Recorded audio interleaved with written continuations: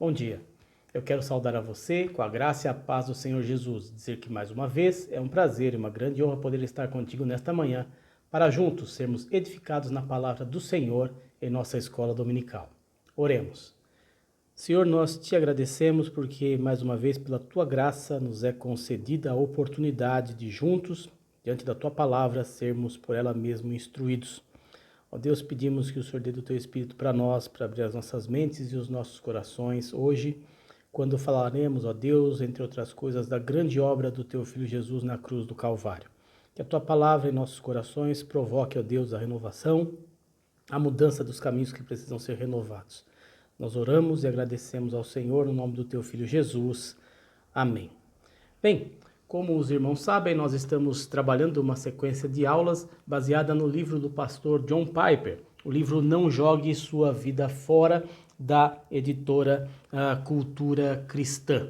Nós começamos há 2 semanas atrás, uma primeira aula em que Piper falava sobre a sua busca por uma paixão única pela qual viver, e na aula anterior nós vimos uma lição sobre o descobrimento, a beleza de Cristo como sendo a nossa alegria.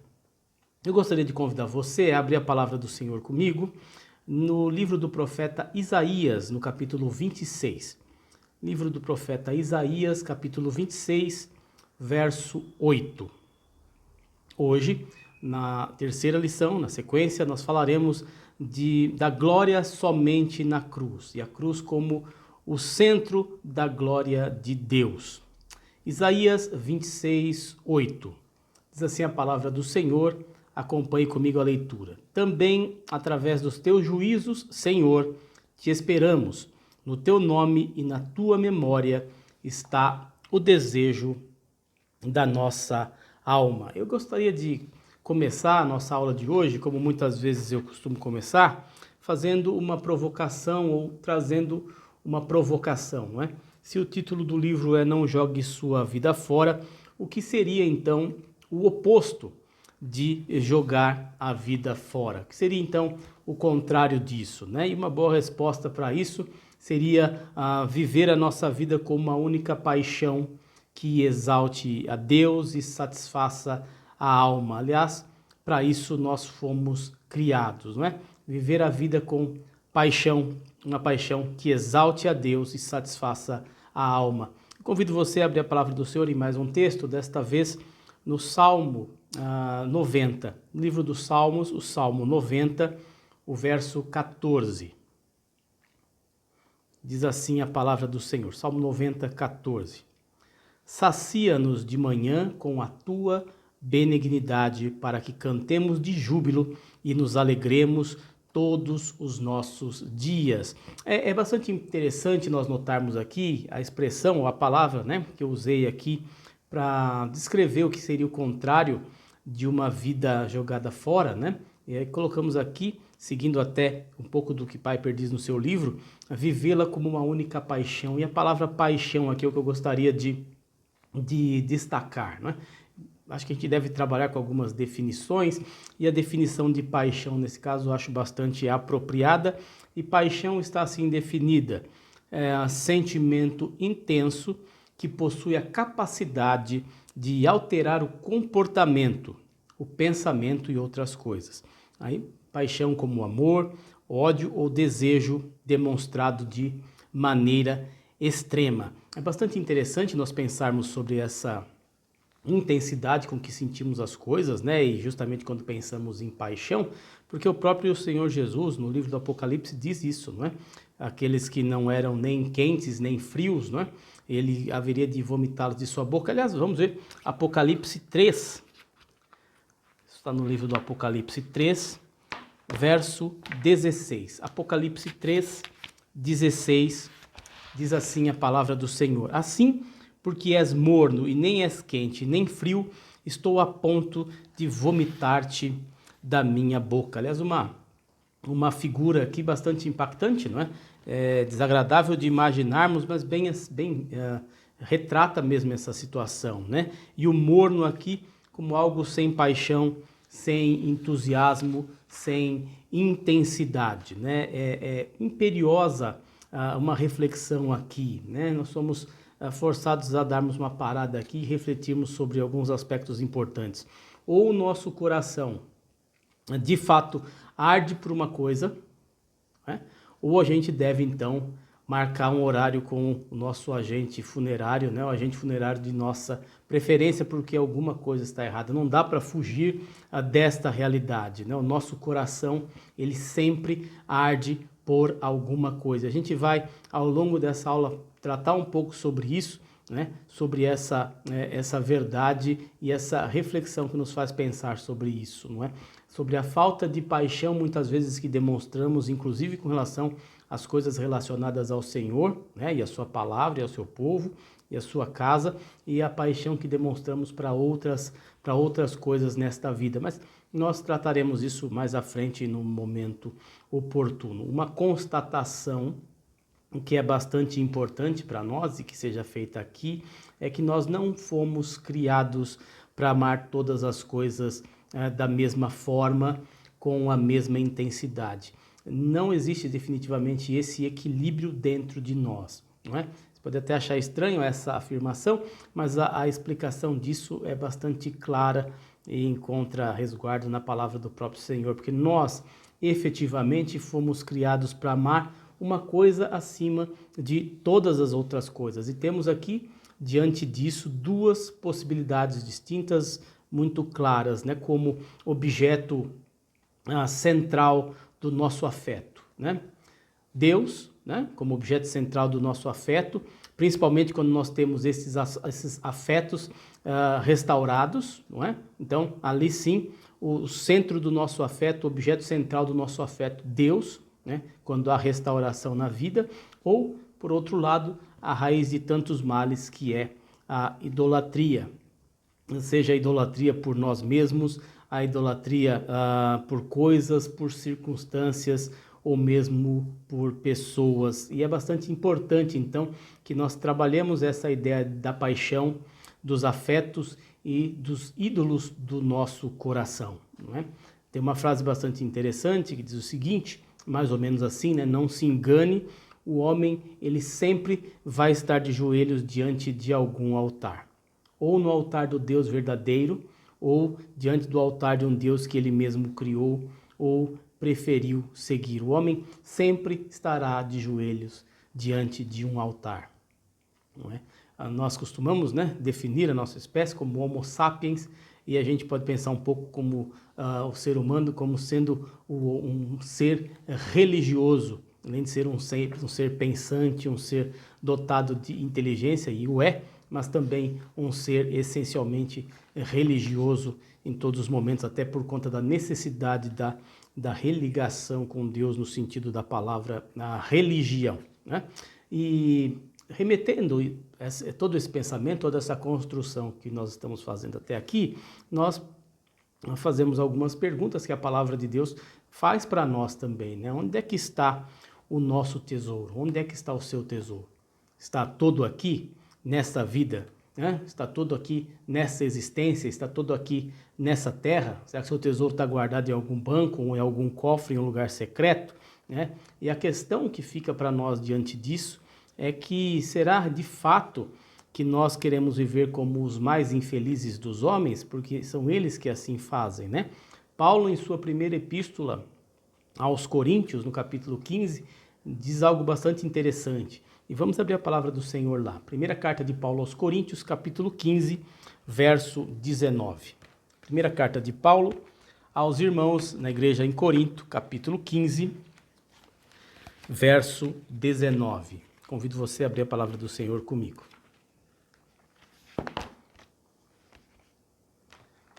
Diz assim a palavra do Senhor, 1 Coríntios 15, 19. Se a nossa esperança em Cristo se limita apenas a esta vida, somos os mais infelizes de todos os homens. Em algumas traduções, os mais miseráveis de todos os homens. Repetindo a sentença, se a nossa esperança em Cristo se limita apenas a esta vida, somos os mais infelizes ou os mais miseráveis de todos os homens. Eu falei sobre paixão e sobre o contraste entre uma vida desperdiçada e uma vida não desperdiçada, que seria viver uma única paixão que exalte a Deus. E fica então essa questão de como tratamos isso, como podemos entender essa questão de apenas uma paixão. Será que a nossa vida pode ter tamanha unidade de propósito, tamanho direcionamento e foco? Veja, pergunto porque nós temos os nossos trabalhos, né, nossas atividades profissionais, nós temos os nossos ministérios, né, dentro da igreja, nós temos o nosso momento de lazer, nós temos os relacionamentos, né, que travamos e temos com outras pessoas, e a grande questão para nós é que como tudo isso pode ter uma fonte apenas ou uma só fonte de paixão, né? O que é que, enfim, pode dar sentido, estabelecer algum tipo de coesão, algum tipo de unidade entre todas essas coisas, né? E a resposta para isso é uma resposta esperada, né? Que nós, pelo menos, devemos ter na ponta dos nossos lábios, na ponta da língua, apenas uma coisa, apenas um fato. E esse fato é a morte do Senhor Jesus na cruz. A grandeza e a beleza de Cristo brilhou de uma maneira muito mais intensa, brilhou muito mais intensamente naquela hora, mesmo que sendo uma hora terrível, uma hora pavorosa, né? Nesse sentido, a palavra do Senhor, ela sempre nos desafia. Aliás, invariavelmente ela faz isso, inapelavelmente ela faz isso e sempre nos direciona para aquele momento, ou seja, do momento da morte do Senhor Jesus na cruz do Calvário, né? E a grande questão a ser respondida é como nós respondemos a esses desafios, como eu disse, esse direcionamento firme que a palavra do Senhor sempre nos faz, né? Como nós respondemos a ela, como nos aproximamos da palavra do Senhor com relação a estas questões.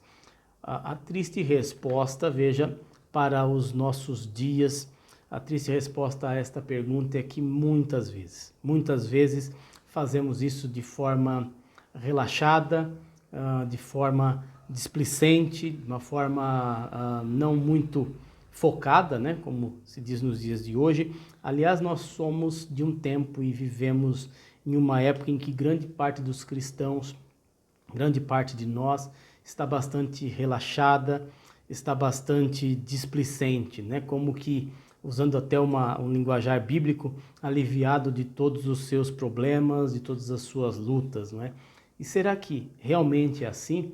Enxergando a realidade do mundo que nos cerca, será que nós podemos dizer que nós estamos aliviados, né? No sentido de estarmos vacinados, até um termo da moda aqui, ou imunizados, ou imunes a tudo que está à nossa volta, aos problemas? Isso será que de alguma maneira não nos afeta? Não existe nada que deve, pelo menos de longe, incomodar um cristão nos nossos dias, tendo em vista tudo o que tem acontecido, tudo o que está à nossa volta. Há de fato nisso um descanso, né, que nos leva para bem longe da cruz de Cristo, né?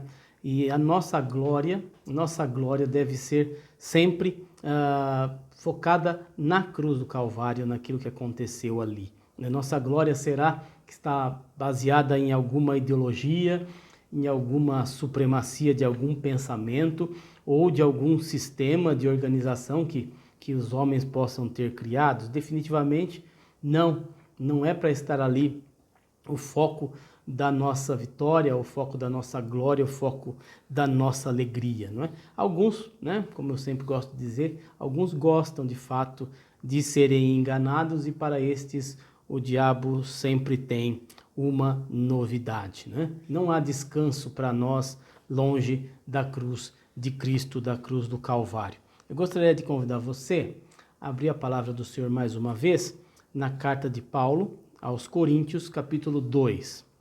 Carta de Paulo aos Coríntios, capítulo 2, verso 2. Escrito de Paulo aos irmãos da igreja em Corinto, primeira epístola, capítulo 2, verso 2. Que nos diz assim: porque decidi nada saber entre vós, senão a Jesus Cristo e este crucificado.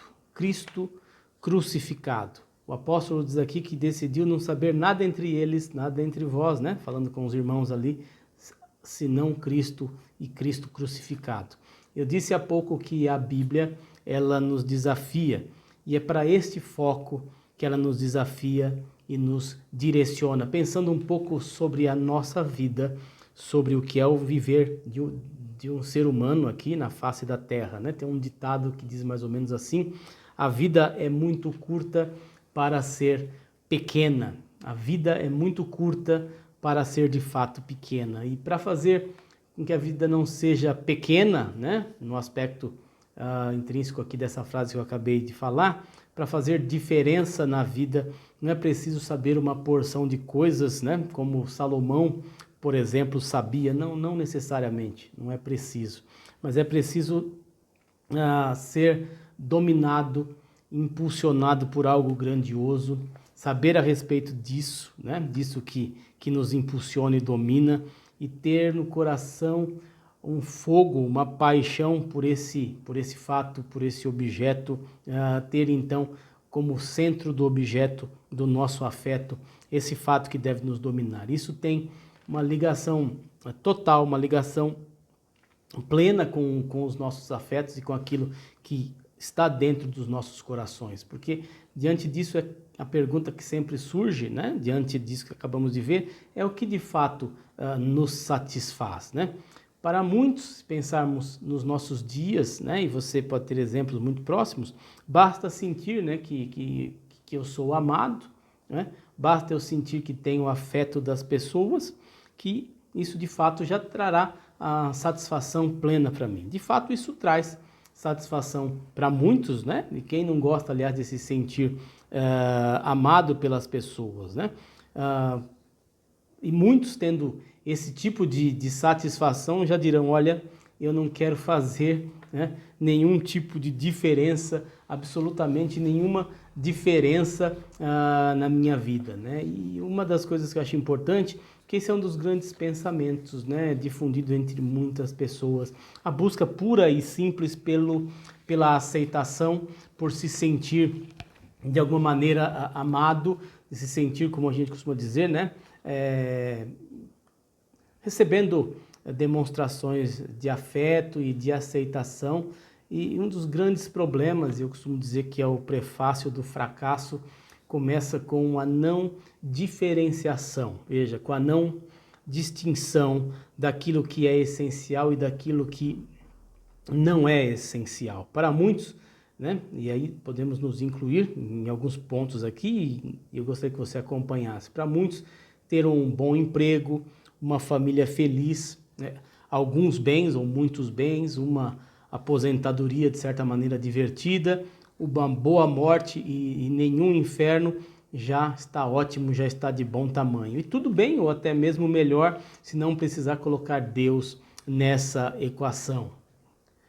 E a gente precisa ser muito franco com relação a isso, porque é exatamente isso que Piper coloca no livro, nesse capítulo 3 que nós estamos vendo, que é realmente o sonho, que é a aspiração de muitas pessoas, não é? Repetindo, um bom emprego, uma família feliz, bens, né, bens materiais, uma aposentadoria divertida, uma boa morte, não é? E nenhum inferno. Então, isso já está muito bom. E até mesmo melhor se não precisar colocar Deus ou qualquer tipo de compromisso dentro desta equação. O problema aqui, irmãos, que eu gostaria de ver com vocês, não está em nenhuma dessas coisas que nós acabamos de listar aqui, que mencionei aqui anteriormente. Não está essencialmente em ter ou conquistar cada uma dessas coisas. Aqui é importante que façamos uma análise mais cuidadosa, com um pouco mais de critério, né? O Piper, no livro, ele apresenta, por exemplo, 2 relatos, ele coloca esses 2 relatos nesse capítulo também, que são esses 2 relatos, essas 2 histórias, se elas não forem muito bem trabalhadas, se não forem muito bem compreendidas, podem gerar muita confusão, principalmente quando apresentados assim num recorte curto, pequeno, como por exemplo numa aula de escola dominical. Vamos aos 2 relatos, aos dois casos, né, que ele menciona aqui. O primeiro dos casos são duas missionárias próximas dos seus 80 anos, servindo ao Senhor na África, né, uma vida toda de devoção ao Senhor, ao trabalho missionário. E então, em um dos percursos, em um dos trajetos que elas estão fazendo ali no serviço para a comunidade, para o serviço ali, no serviço do Senhor mesmo, elas perdem o controle do carro, falha o freio do carro e elas despencam numa ribanceira e as duas morrem naquele momento, né? E Piper, então, no livro, né? E lembrando que esse livro, ele é não a transcrição, mas ele baseado numa pregação que Piper fez há vários anos atrás. Então ele fala sobre isso e ele questiona então a plateia, né, aqueles que estão ali ouvindo essa pregação, e também questiona os seus leitores no livro se esse fato, né, seria uma tragédia, né? É o que muitos poderiam responder: sim, puxa, que triste, que coisa, que fato horroroso, né? E ele não vê isso como uma tragédia, e obviamente tem uma boa explicação para isso, não é? Isso, a vida dessas pessoas foi para a glória do Senhor, e também naquele momento ali em que elas perdem a sua vida, elas ganham o maior tesouro de todos, né? Ou recebem o maior tesouro de todos. E o segundo fato, que ele narra de uma publicação, né, que ele teria lido, é de um casal que se aposenta relativamente cedo, né? E por terem se aposentado cedo e terem uma condição de vida bastante favorável, né, eles então passam a ter uma vida que parece de sonho, né? Eles fazem atividades interessantes, eles têm a oportunidade de velejar, de passear com seu barco, com seu iate, praticam esportes, enfim. E uma das coisas então que ele diz sobre esse casal é que em suas viagens um dos costumes que eles têm é de coletar conchas, né? Colecionar conchas, né? Pelos lugares de praia, litorâneos por onde eles passam, né? E aí ele diz então que aí sim isso ele entende como sendo uma tragédia, né? E aí ele faz até um relato, né? Pensando de como seria o encontro dessas pessoas com o seu Criador, né? No dia da sua morte, né? Será que eles trariam diante do Senhor a coleção de conchas e dizendo: olha, Senhor, está aqui a minha linda coleção de conchas, né? Como fruto de uma vida toda, não é? Então eu gostaria de trabalhar essas duas histórias. Nós vamos precisar fazer necessariamente uma conciliação aqui, pelo que logo mais nós vamos nos aprofundar nisso. Eu convido você a abrir a palavra do Senhor no Evangelho segundo Marcos. O Evangelho segundo Marcos, capítulo 8, nós leremos o verso 35. Evangelho segundo Marcos, capítulo 8, verso 35. Pensando principalmente com relação à primeira história, não é? A história das duas missionárias, né, que sofrem o acidente e que morrem ali naquele acidente automobilístico. Marcos 8,35 diz assim a palavra do Senhor: quem quiser, pois, salvar a sua vida, perdê-la-á. E quem perder a vida por causa de mim e do Evangelho, salvá-la-á. Né? Então, obviamente, à luz, né, desse texto, nós vemos, puxa vida, não é? A história das duas senhoras ali, das duas missionárias, tem muito mais a ver com esse texto do que propriamente a vida do casal, né, que se aposentou cedo e passou a ter uma vida, então, bastante agradável aos olhos humanos, uma vida de coisas boas, de atividades agradáveis e assim por diante. Só que existe uma questão aqui, eu gosto de salientar e deixar muito claro quando lido com estas questões, né? Nós acabamos de ler Marcos 8,35 e eu preciso lidar também com alguns textos, por exemplo, no livro de Eclesiastes, no qual convido a você a abrir a palavra do Senhor comigo, no livro de Eclesiastes, capítulo 5, versos 18 e 19. Eclesiastes 5, 18 e 19. Diz assim a palavra do Senhor: eis o que vi. Boa e bela coisa é comer e beber e gozar cada um do bem de todo o seu trabalho com que se afadigou debaixo do sol, durante os poucos dias da vida que Deus lhe deu, porque esta é a sua porção. Quanto ao homem a quem Deus conferiu riquezas e bens e lhe deu poder para deles comer e receber a sua porção e gozar do seu trabalho, isso é dom de Deus. Aliás, no livro do Eclesiastes, esta mesma sentença aparece de maneiras diferentes, por exemplo, no capítulo 3, no capítulo 2, no capítulo 3, 2 vezes inclusive. É necessário, como eu disse, que façamos uma conciliação aqui entre essas duas histórias do livro. Veja, grande parte dos membros da igreja que participam desta classe aqui, ou que assistem a essas aulas depois, é de pessoas da chamada meia-idade, ou que já passaram dela, inclusive. E a ideia aqui não é promover uma espécie de desencanto, de desespero, desesperança em servos do Senhor que viveram as suas vidas procurando andar nos caminhos do Senhor, sendo fiéis em cada uma das áreas da sua vida, ou procurando ser fiéis em cada uma das áreas em que atuaram. Nem todos, e é bastante importante que isso fique muito claro, nem todos têm o chamado de Paulo, nem todos têm o chamado daquelas duas irmãs missionárias na África. No entanto, todos nós temos um chamado. O chamado é de vivermos para o Senhor, o chamado de termos a nossa alegria nele e na cruz do seu Filho, porque ela sim, na cruz de Cristo é que nos traz vida. E eu gostaria de ler mais um texto, que está no livro de Eclesiastes, no capítulo 2. Capítulo 2 agora, Eclesiastes 2, o verso 24 e o verso 25, nesse sentido do que estamos falando aqui. Eclesiastes 2, 24 e 25. Não há nada melhor para o homem do que comer, beber e fazer que a sua alma goze o bem do seu trabalho.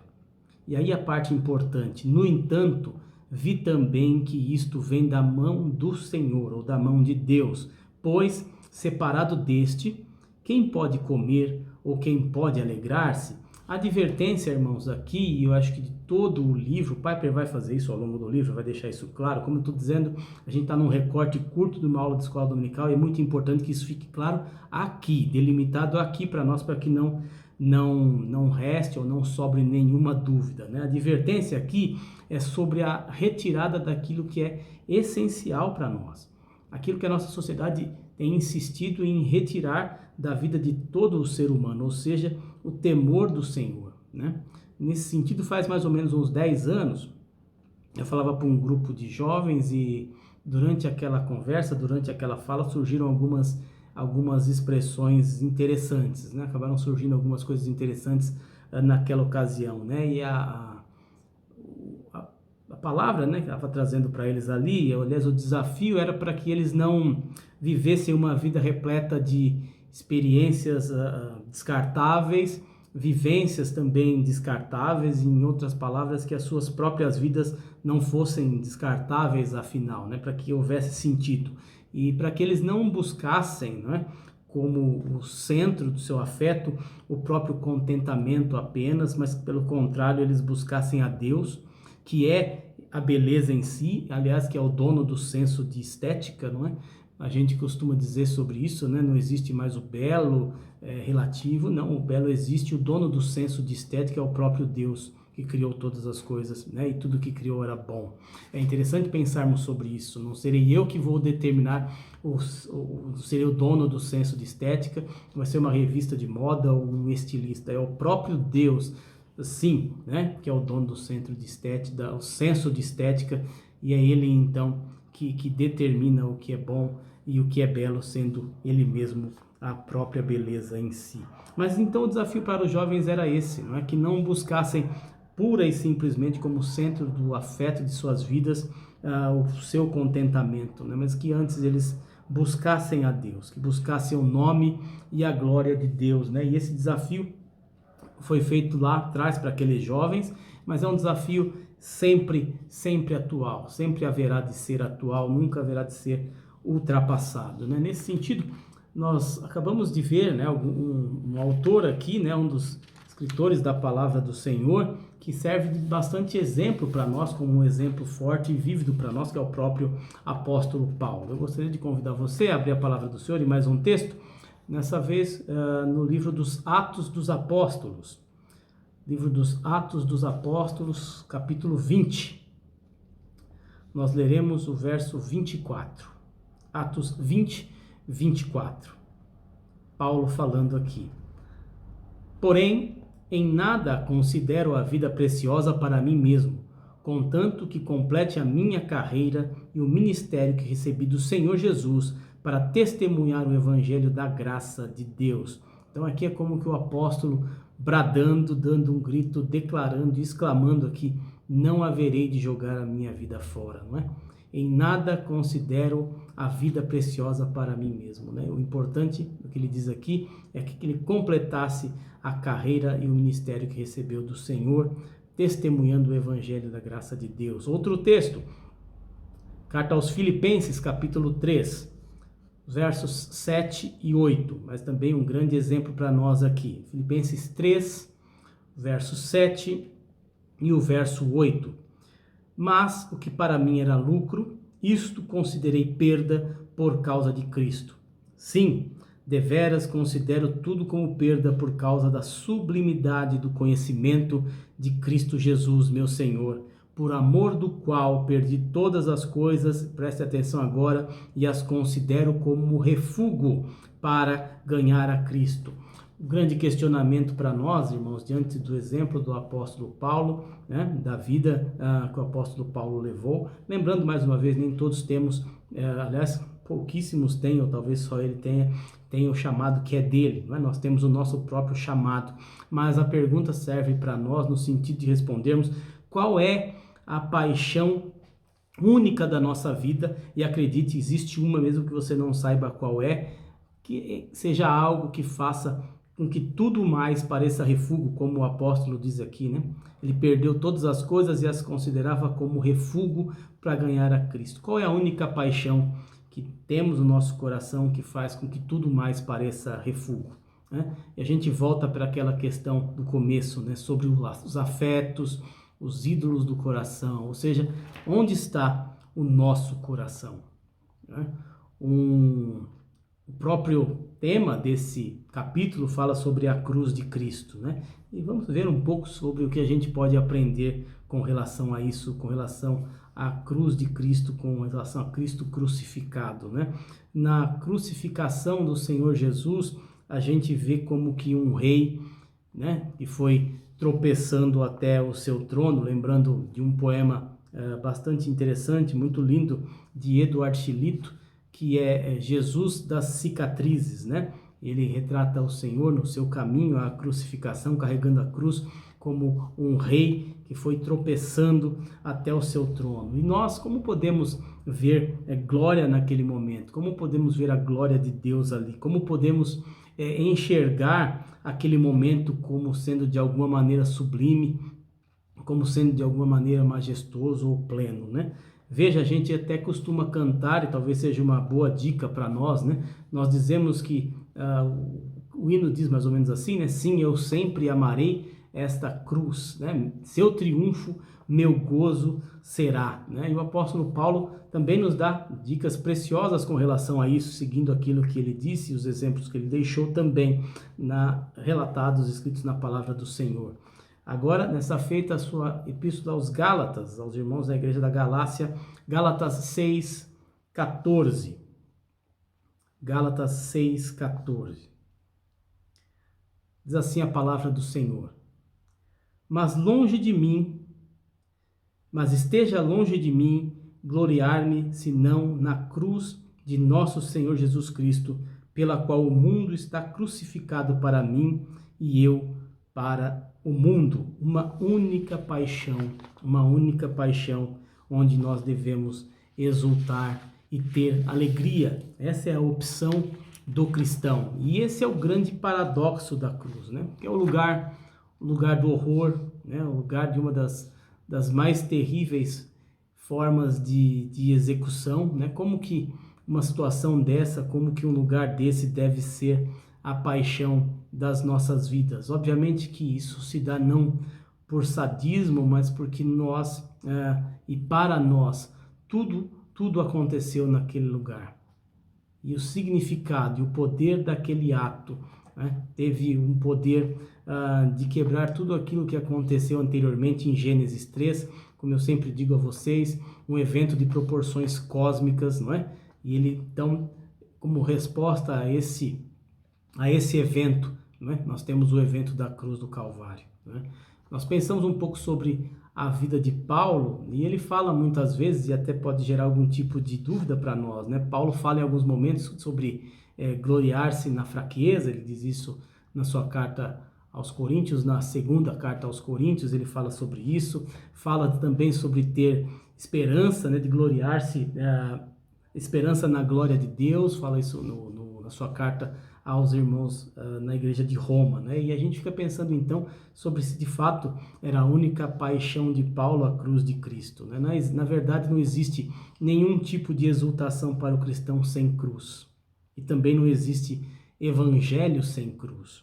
E caminhando para o final dessa nossa aula, gostaria que você refletisse comigo sobre se a cruz de fato tem sido o centro dos nossos afetos, né? Tem sido para nós o centro, como o Piper fala aqui, né? O centro flamejante da glória de Deus, né? Se isso de fato tem acontecido, né? Como eu disse, não existe exultação sem cruz, da mesma maneira que não existe também evangelho sem cruz. E o grande problema dos nossos dias, irmãos, é que cada vez mais nós vemos mensagens que não trazem a cruz de Cristo e que não são definitivamente mensagens da palavra do Senhor, são mensagens de autoajuda, que alimentam os afetos, pode ser qualquer tipo de mensagem, mas não são mensagens que trazem de fato a palavra do Senhor. A gente não pode se enganar, né? A glória do cristão, ela está na obra daquele pelo qual nós nos chamamos, ou seja, Cristo, o Filho de Deus, né? Nós somos cristãos por causa dele. E o desejo do meu coração nessa primeira aula sobre o assunto da cruz de Cristo é que ele mesmo nos abençoe, trabalhe em nossos corações e que ele mesmo nos guarde e que apenas nele nós tenhamos a nossa alegria, a nossa exultação. Que todos nós possamos viver desta maneira, focados na cruz de Cristo, focados no grande significado que aquele ato na cruz do Calvário de nosso Senhor e Salvador Jesus Cristo teve em todas as nossas vidas. Vamos orar? Pai, nós te louvamos, Senhor, porque o Senhor se lembrou de nós. Aliás, desde antes da fundação do mundo, o Senhor nos tinha em teu coração. Obrigado a Deus porque o ato do Senhor na cruz, ó Deus, do Calvário, com teu Filho sendo morto em nosso lugar, nos trouxe vida. Que nós, ó Deus, ao olharmos para a cruz, mesmo naquele momento, ó Deus, de pavor e tristeza, possamos enxergar ali o momento do seu triunfo, ó Deus, do Senhor Jesus, que, ó Deus, como Rei assumiu o seu trono. Nós te louvamos, ó Pai, porque o Senhor tem derramado a tua misericórdia sobre as nossas vidas. Pedimos, Senhor, que nós possamos estar transmitindo, Deus, aquilo que nós temos ouvido dia após dia, domingo após domingo, para outras pessoas, pregando fielmente o teu evangelho. Um evangelho que necessariamente envolve cruz, envolve a morte do teu Cristo, para dar vida ao pecador. Assim nós oramos no nome de Jesus, teu Filho. Amém. Bem, na próxima semana nós daremos continuidade então a esta aula, tratando, nos aprofundando um pouco mais sobre a gloriosa obra de Cristo na cruz do Calvário. Que Deus nos abençoe.